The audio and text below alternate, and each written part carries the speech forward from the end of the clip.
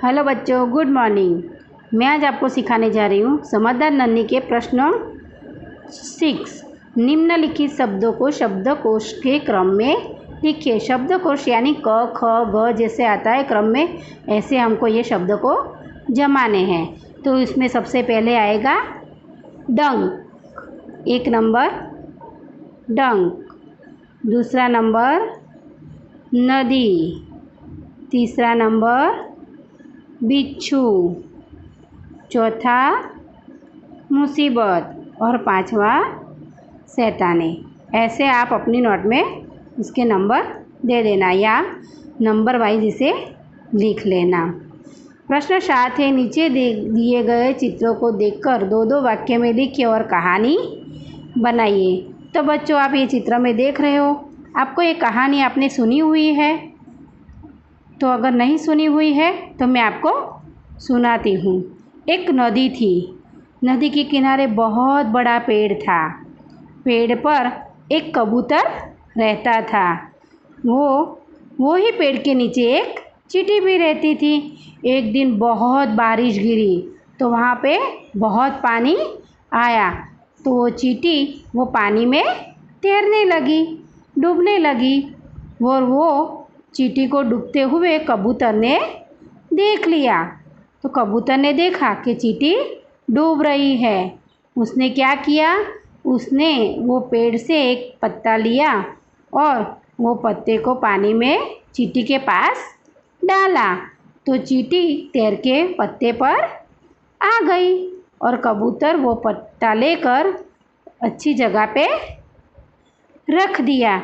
ऐसे कबूतर ने चींटी की जान बचाई। एक दिन कबूतर पेड़ की डाल पर बैठा हुआ था। एक शिकारी ने उसे देखा और उसकी तरफ बंदूक का निशाना साधा। चींटी ने यह देखा, उसने फौरन जाकर शिकारी के पाँव पे काटा। शिकारी डर से चिल्लाया। उसकी आवाज़ सुनकर कबूतर उड़ गया। चींटी ने कबूतर की ऐसे जान बचाई और कबूतर ने उसका आभार माना। तो बच्चों, हम अगर भलाई करते हैं तो हमारे साथ भी भलाई होती है, यानी हमेशा हमारा स्वभाव भलाई का होना चाहिए। ये कहानी हमें ये समझाती है। प्रश्न 8वां है, नीचे दिए गए चित्र को देखकर बताइए कि इसके बाद क्या क्या हुआ होगा। पहले तो बच्चों, ये चित्र में आपको क्या दिख रहा है? 2 गाड़ियाँ हैं जो टकराई है। पास में 108 एम्बुलेंस खड़ी है। तो क्या हुआ होगा? तो दुर्घटना में घायल लोगों को एम्बुलेंस में अस्पताल पहुंचाया गया होगा। दूसरा, कार में आग लगी है तो फायर ब्रिगेड बुलाया होगा। फिर पुलिस भी तुरंत आ गई होगी और उनकी आगे की कार्यवाही करी होगी।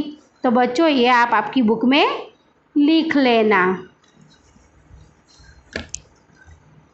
प्रश्न 9 है, निम्नलिखित वाक्यों के उचित विराम चिन्ह का प्रयोग करके वाक्य फिर से लिखिए। इसमें कोई भी विराम चिन्ह कोई भी लिखाया हुआ नहीं है, हमें इसमें विराम चिन्ह रखने हैं। मैं ये वाक्य बोलती, बिच्छू बोला नन्ही बहन आज तुम जीत गई। अब इसमें कोई भी विराम चिन्ह नहीं है तो हमें इसमें लगाने हैं। तो बिच्छू के बाद हम खड़े रहते हैं यानी हम अल्प विराम, हम विराम आराम लेते हैं यानी हमको यहाँ पे अल्प विराम करना है। बिच्छू बोला नन्ही बहन आज तुम जीत गई। तो नन्ही बहन बिच्छू किसके लिए बोला? नन्ही के लिए, स्पेशली उसके लिए बोला। तो वो उसमें क्या आएगा? दोहरा अवतरण चिन्ह ऊपर आएगा और वाक्य के अंत में पूर्ण विराम आएगा। बिच्छू बोला, वहाँ पे अल्प विराम आएगा। 2, क्यों भाई तुमने मुझे डंक क्यों मारा? तो क्यों भाई तुमने मुझे डंक क्यों मारा? ये किसके लिए? नन्ही ने स्पेशल बिच्छू के लिए बोला है। तो यहाँ पे आएगा दोहरा अवतरण चिन्ह। बिच्छू भाई ठिठक क्यों गए? डंक मारो। तो ये नन्ही ने बोला है। तो इसके लिए भी दोहरा अवतरण चिन्ह और वाक्य पूरा होने पर पूर्ण विराम। भलाई करना मेरा स्वभाव है, ये नन्ही ने कहा है, दोहरा अवतरण चिन्ह और पूर्ण विराम। बहन मुझे बचा लो, वो बिच्छू ने स्पेशल नन्ही के लिए बोला है। तो जो कथन किसी के लिए स्पेशल बोला हो उसके ऊपर दोहरा अवतरण चिन्ह आता है और वाक्य के अंत में पूर्ण विराम आता है।